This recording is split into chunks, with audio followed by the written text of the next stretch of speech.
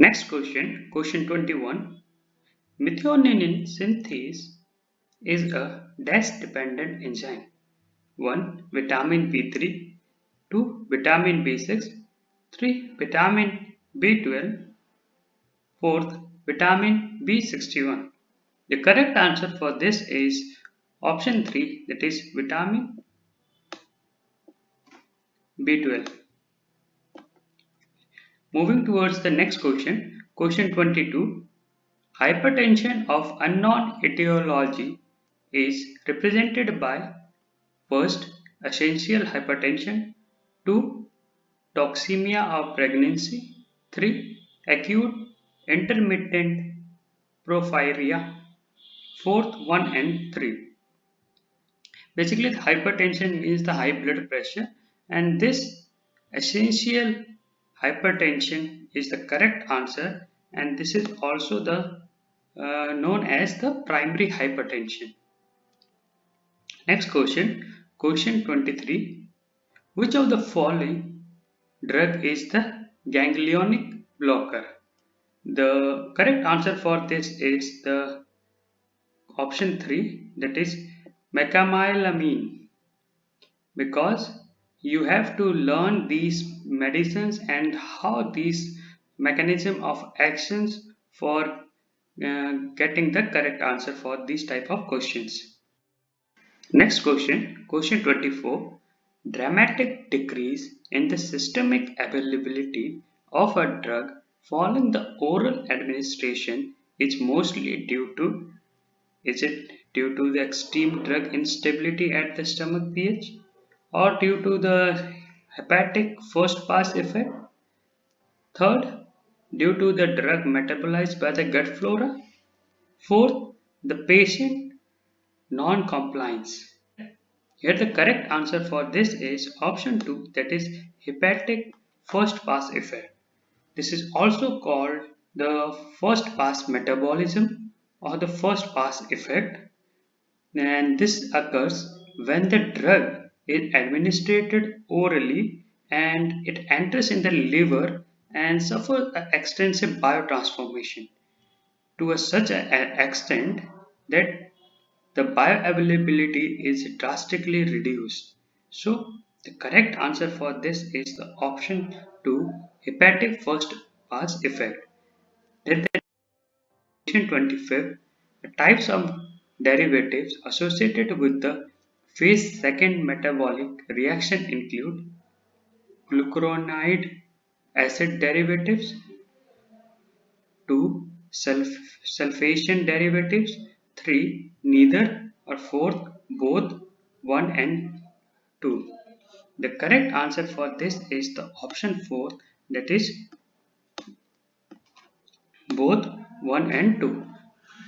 There basically the phase second metabolic reaction includes the glucuronidation, that is by the UGTs, O-linked acetylation by the NADs, O-linked sulfonation by the salts.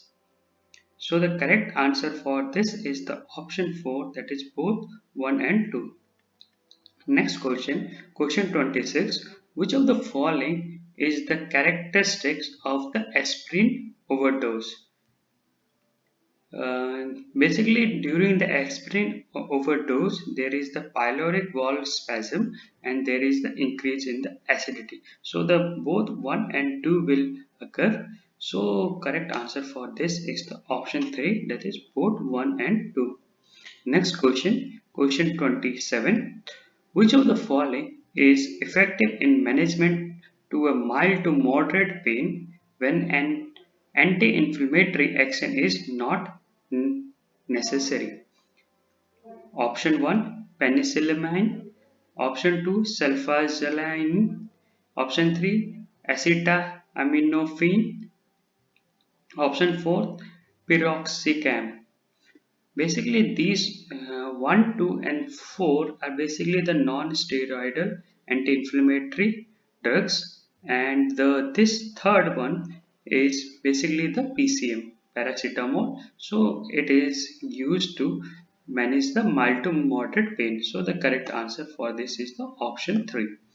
Next, moving towards the next question, question 28. Question 28 is the risk differ from hazard in that the risk includes the consideration of the likelihood and the severity. That is the option 1 is the correct answer. This is the direct question. Which of the following drug work by inhibiting the enzyme acetylcholinesterase? Okay. 1. Neostigmine, 2. Cyclinizine, 3. Montelux, and the 4th fentanyl. The correct answer is the option 1, neostigmine. Because this neostigmine inhibits the hydrolysis of the acetylcholine by competing with the acetylcholine for attachment to the acetylcholinesterase at the site of the cholinergic transmission. Next question, question 30. Which type of the epilepsy is treated by the ethoximeximide? 1. Tonic-clonic seizure, 2. Lennox-Gastaut syndrome seizure, 3rd. Absence seizure, option 4th. All of the seizure. Basically, this ethoximide is basically used in the absence seizure. Option 3 is the correct answer. It inhibits the NADPH linked aldehyde reductase, which is necessary for the formation of the gamma hydroxybutyrate. So the correct answer for this is the option 3, absence seizures. Next question, question 31. Which statement is true for the competitive inhibition? Option 1. In competitive inhibition, the addition of the agonist shifts the dose response curve to right. Option 2. In competitive inhibition, the addition of the agonist shifts the dose response curve to left. Option 3. The competitive inhibition may be irreversible. And option 4. The competitive inhibition has the ability to activate the receptors.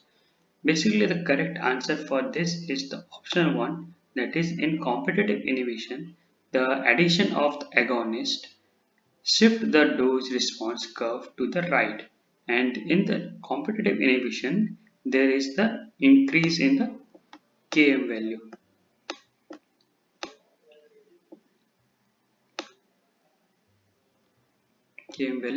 Next, moving toward the next question. Question 32. The enzyme ultimately responsible for formation of the fibrin monomer is already discussed this in the previous question. The correct answer for this is the thrombin. Next question, question 33. Paracrine secretion responsible for inhibiting the gastric acid secretion is the this is the somatostatin. Next question, question 34. The percentage of hemoglobin saturated with oxygen will increase if the arterial partial pressure of the oxygen will increase. That is, the atrial partial pressure of oxygen is increased. Option 3 is the correct answer. Next question, question 35. Which of the following statement about the spermatogenesis is the correct? Option 1. Production and release of the spermatozoa in cyclic. LH act directly on the Sertoli cells to promote the cell division. Third, Sertoli cells are required for the mitotic and the meiotic activity of the germ cells. And the fourth is the spermatogenesis requires the continuous release of the GnRH.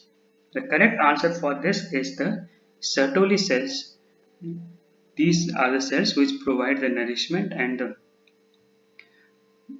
help in the growth of the spermatozoa. and these Sertoli cells are required for the mitotic and the meiotic activity of the germ cell. So the correct answer is the option 3,